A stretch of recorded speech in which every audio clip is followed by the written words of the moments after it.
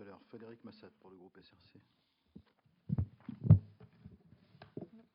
Oui, merci Monsieur le Président. Alors, permettez-moi juste de rappeler qu'effectivement, au nom du groupe SRC, nous avons bien la volonté de baisser la part du nucléaire dans le bouquet énergétique. Cela va donner lieu d'abord à un débat avec l'ensemble des parlementaires et au-delà des forces de notre pays. Donc là-dessus, afin de lever tout doute et ambiguïté, le groupe SRC.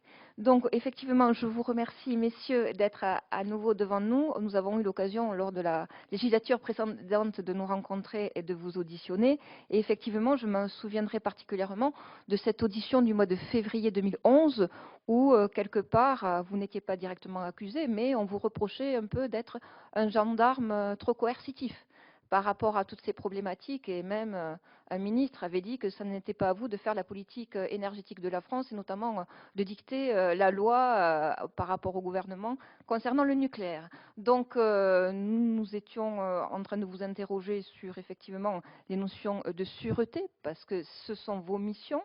L'indépendance, vous nous l'aviez démontré, et puis même vous nous aviez dit que si vous n'étiez pas assez vigilant et vous n'avez pas une action de gendarme aussi importante, et finalement, on n'avait qu'à vous démettre de vos fonctions. C'était un peu les termes que vous avez employés. Donc, merci pour le travail que vous accomplissez. Alors, il est vrai que Fukushima a relevé un certain nombre d'interrogations et accéléré, disons, la réflexion sur ces problématiques, et qui était certainement nécessaire aussi, au-delà de cet accident et de ce drame même.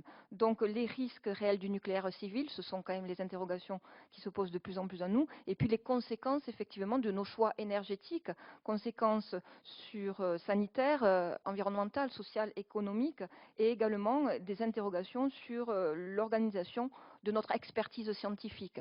Parce qu'il est vrai que vous avez même pu, me semble-t-il, l'évoquer, des interrogations pour savoir les causes réelles et comment cet accident est survenu, et effectivement les analyses par rapport à ce drame. Donc moi, mes questions porteront essentiellement sur la sous-traitance. On l'avait évoqué lors de votre venue, et même à cette époque-là, vous étiez très vigilant par rapport à la sous-traitance de certains opérateurs. Je pense bien sûr à EDF. Vous l'avez évoqué également dans votre intervention. Donc il est vrai que autant sur nous étions favorables à ce qu'il y ait une structuration de par les opérateurs en interne, de façon à avoir un suivi, et que parfois les sous-traitants, pas tous bien sûr, mais étaient un petit peu, disons, pas à la hauteur par rapport aux enjeux concernant la sécurité. Ce qui m'interroge également, vous l'avez évoqué, c'est l'international, et notamment, vous avez terminé par là, Monsieur Répussard, et par rapport